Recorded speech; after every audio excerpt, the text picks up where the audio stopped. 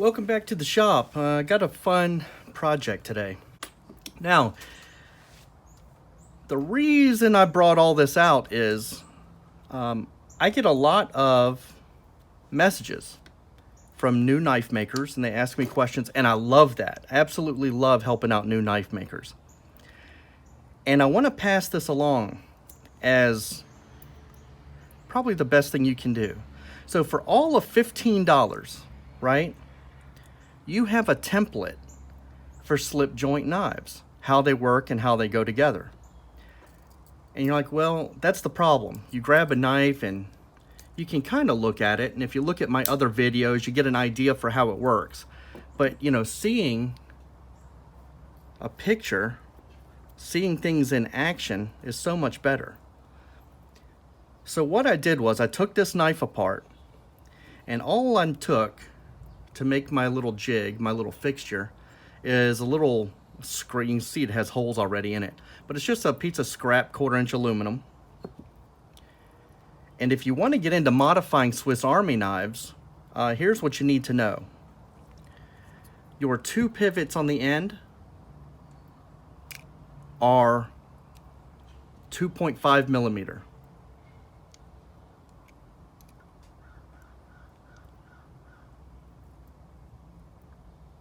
So 2.5 millimeter. So you need to get some brass stock from wherever you get supplies. Got this off of Amazon. You need 2.5 millimeter. And for your internal spring pins, you need 2 millimeter. Okay? Can you see that? 2 millimeter. So you need 2 thickness pins, 2.5 and 2, okay? And then you can just cut them to length. In fact, you know, if you don't have any kind of fancy way to cut it, these are brass, so easy. You just clip them with your a pair of lineman's pliers or a heavy set of side cutters, whatever you got, and then just either file or sand off the edges to make them smooth. Use one of your liners as your template. Right, lay it on your piece of metal, and you'll notice I cut that corner off. That's because of this guy right here. It's just a pain in the butt to take these little split rings off. So you'll see when we get to that point, I just cut the corner off to make room for that. So 2.5 millimeter. 2.5 millimeter. 2 millimeter, 2 millimeter.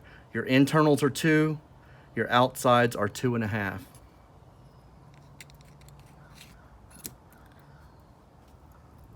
And I'll tell you, these things are a marvel of engineering. I am just so impressed with the thought that has gone into Swiss Army knives.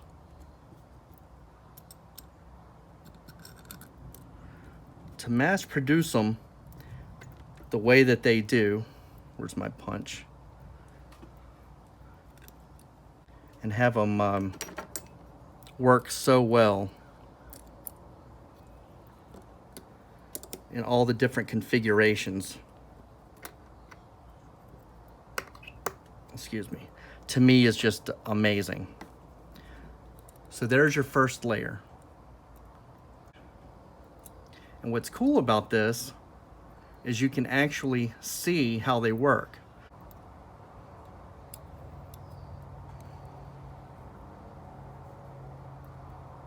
See the spring working?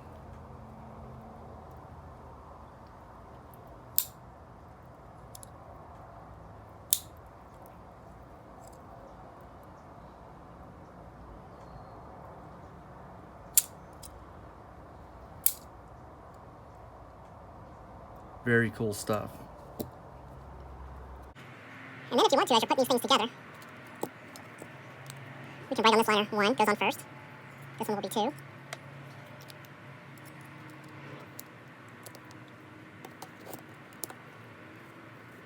Then we have the scissors layer, and I've laid this out the way that it came apart. It's easier to get your little back spring implements in first, and then bend these down to get your primary tools in.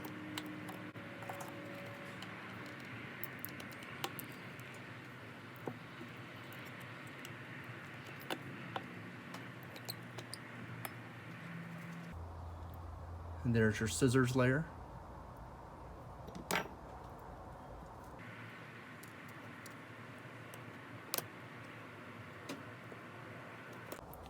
You know what? There's so much tension when they're open. I'm going to close this. That relieves a good bit of tension off of those pins. And you know what? We'll talk about that later. In fact, this might be a good time to talk about it. Right now, you're probably thinking, well, you know, that looks pretty easy. Putting all that together. Why is making a handmade slip joint so difficult? And I'll tell you why. Are these great little knives? They are fantastic for the price. And they're great little toolkits, you know, that you can have in your pocket. But if you're going to compare the fit and finish of this to a handmade knife, it's not even in the same ballpark.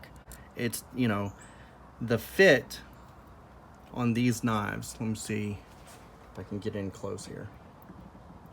If you look, the way that the blades interact with the springs here, it's sloppy. And the way they get by with that is they, see how everything is lower than the liners? See that? You'll notice it more when we get it more put together. They're great looking knives. In fact, here's a good example.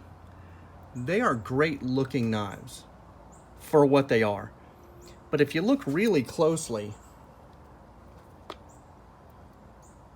you can tell where that was cut with a shear, right? You can see the cut marks. You can see where the metal tore. See that? See that raggediness?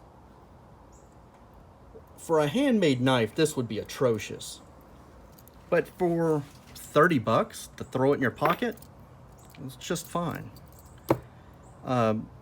These are not, you know, again, if you look at it as a knife, the way some people do, a lot of people look down on these because they go, well, you know, they're just cheap little knives. Well, they're inexpensive, but they're fantastic for what they are. Don't compare the two, right? Don't compare the two. So right now, if you're a beginning knife maker, you're probably looking at this going, my God, this is exactly what I need. This is a three-dimensional X-ray look into a slip joint, and you're absolutely right, it is.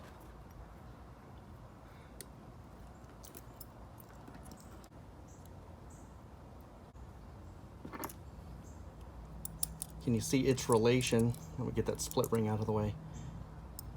To the curve here, so you can watch it go up and down.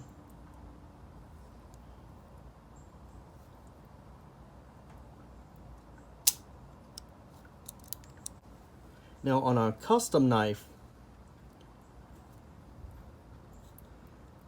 we use a rise and fall indicator to double check that this spring and the liner, because on a custom knife, they would be absolutely flush and you would want them to look seamless. And we would want to make sure that in the closed position, they would be absolutely flat. You can't even catch it with a fingernail. And then in the open position, we would want it to be exactly the same height. And this one, you can hear this. Hear that? I mean, you can see it with your eye, and you can definitely catch it with a punch. That would look terrible on a custom knife. But this is going to be so recessed. See how it's so recessed down in these liners?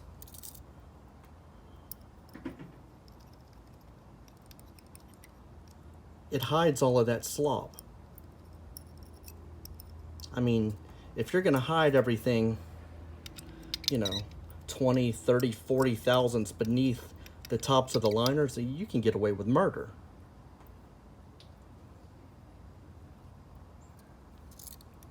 So that's why you're getting these things for 30 bucks. The amount of hand fitting it takes to make all of that go away is enormous.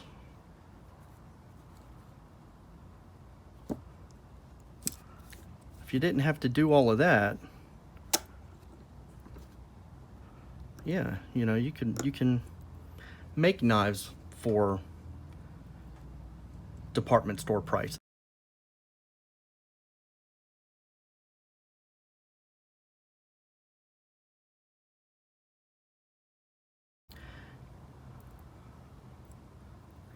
So on goes our blade.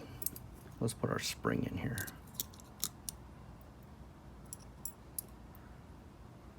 Put our corkscrew in here, and there's the point. We want that to the inside of the knife.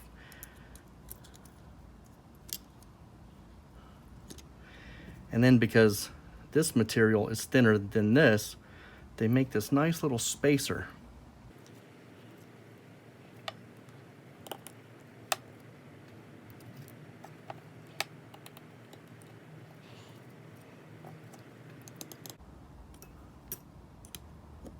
Here's another example of why these don't cost a fortune. Can you see the amount of gap in that pivot pin hole? It's just, again, they're mass produced, so the tolerances have to be big enough that I'm sitting here putting it together with my fingers. For what they are, they're fantastic. I don't mean to quit ripping on, or I don't mean to, you know, continue bad mouthing them, because I certainly don't mean that. I absolutely love Victorinox knives. I really do. And for what you pay for these, I defy you to find a better value for $40 on planet Earth, right? But the great thing is it is 40 bucks. If you beat the tar out of it, go get another one. And, you know, word to the wise, right? If you're not trying to make heirloom quality knives, all the stuff I talked about making everything perfect, you know, down to, you know, 1/1000th of clearance, and, you know, being on the rise and fall indicator,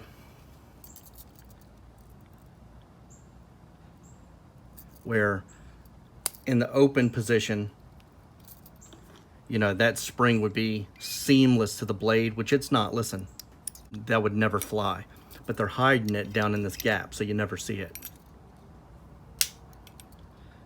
But to that point, right, if you're gonna make a knife along this style, you really don't need to fuss yourself to death over that kind of thing.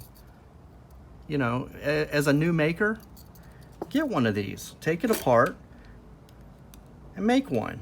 You don't have to make the tolerances any better than this one.